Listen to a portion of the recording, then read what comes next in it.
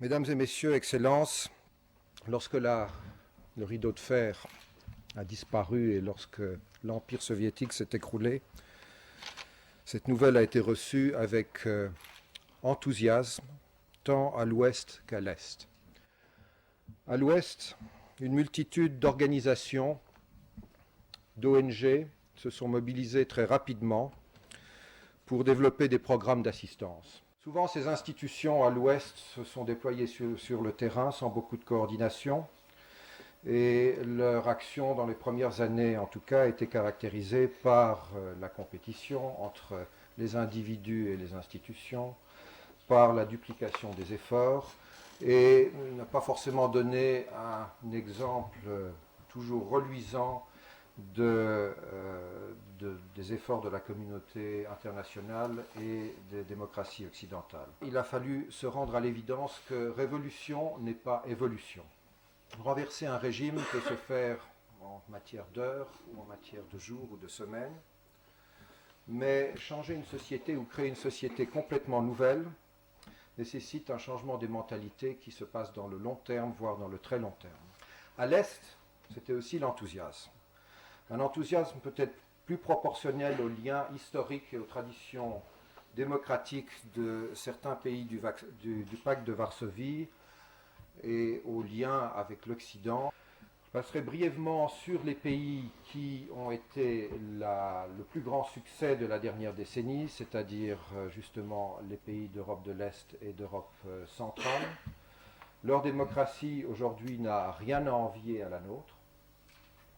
Le décollage économique s'est fait, ce qui ne signifie pas qu'il n'y ait pas de problème. Si nous avions tendance à voir le bloc communiste comme quelque chose de relativement homogène, à part certains experts, en réalité, on a découvert toute la diversité et la complexité d'un ensemble qui était bien moins homogène et où il y avait des différences beaucoup plus grandes que les différences que nous connaissions entre pays occidentaux.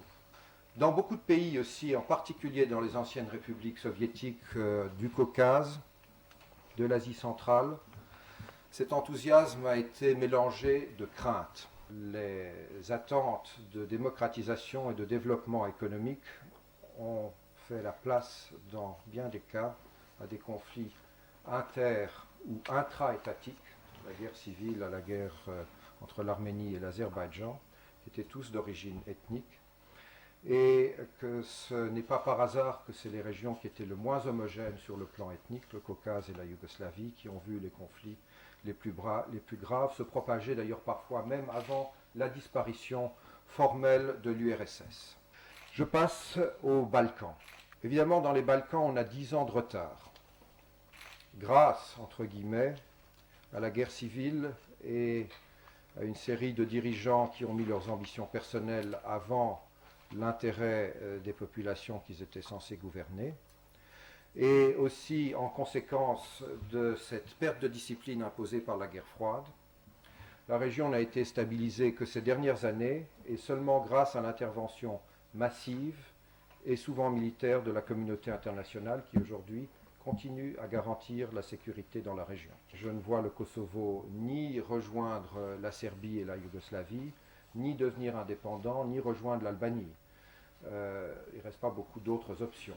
Donc la présence de la communauté internationale continue et continuera d'être nécessaire à long terme. Il faudra simplement que cette communauté internationale passe plus, et c'est déjà le cas dans une certaine mesure, du mode réactif et des mesures d'urgence qui ont été le modus operandi jusqu'à maintenant, à une action plus stratégique à long terme d'aide à la démocratisation. Les défis sont nombreux. Vous allez retrouver le même genre de défis d'ailleurs dans les autres régions. Je mentionnerai en particulier en ce qui concerne les Balkans la corruption qui va jusqu'au plus haut niveau de l'État, le crime organisé, situation géographique oblige, et le crime organisé devient un souci de plus en plus grand de par les infrastructures, les réseaux qui sont mis en place sur le plan transnational. Il s'agit de trafic des êtres humains, qu'il s'agisse d'immigration clandestine ou bien de traite des femmes, qu'il s'agisse de trafic de drogue ou de trafic des armes. Ceci dans un contexte post-11 septembre, où l'on se rend compte, et on l'a vu en Bosnie, que les mêmes infrastructures peuvent être utilisées par des gens différents, une fois à des fins politiques, de terrorisme, et à d'autres fois à des fins tout simplement à des fins criminelles et financières. Je passe au Caucase. Comme j'ai dit, 150 ans de Pax Russica, avec une brève intervention après la Première Guerre mondiale, disparaît dans le chaos, ce qui n'a pas aidé évidemment ni au développement économique ni à la démocratisation, d'autant plus que la région n'avait pas, contrairement aux régions d'Europe centrale, pas du tout de tradition démocratique. Mais le plus grand défi pour moi dans la région est probablement le défi de la succession. Ces États sont actuellement présidés par des dirigeants qui sont issus de la nomenclatura soviétique, et ils sont appelés à disparaître tôt ou tard pour des raisons biologiques. Qui les remplaceront? Je dirais ici que pour être tout à fait clair, que la démocratisation, ce n'est pas l'importation clé en main du modèle suisse ou du modèle américain ou du modèle français dans le Caucase ou en Asie centrale. La démocratisation et l'aide à la démocratisation ne peut se faire que dans le respect des traditions historiques et socioculturelles nationales et locales. L'attention internationale est certainement portée plus sur ces pays depuis le 11 septembre 2001 que précédemment. Ils ont gagné en importance stratégique et en même temps, les menaces sur leur stabilité ont augmenté. Surtout, on les a vus beaucoup plus souvent sur les écrans de télévision. Dans le Caucase, tout n'est pas complètement noir.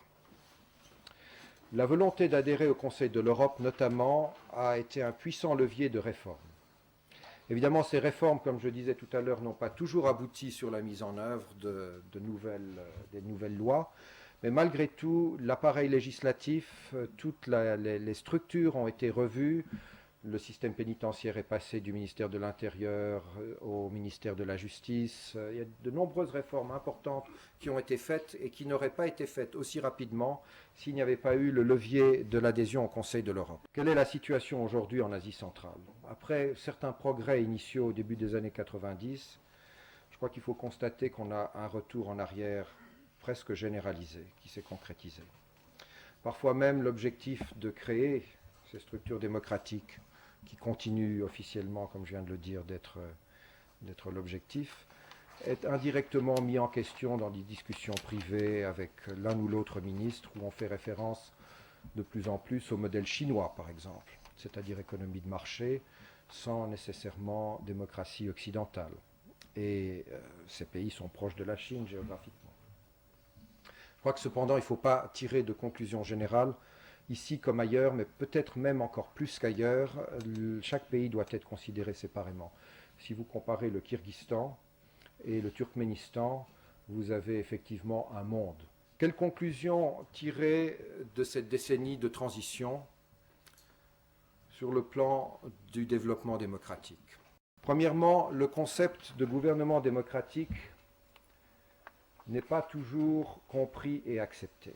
Un deuxième problème dans l'ordre de priorité est en fait trois problèmes liés intrinsèquement et qui doivent être considérés comme une priorité absolue dans les efforts de la communauté internationale. La corruption, le crime organisé, l'état de droit, en particulier l'indépendance du judiciaire. Aux priorités ci-dessus, j'ajouterai la réforme du secteur sécuritaire.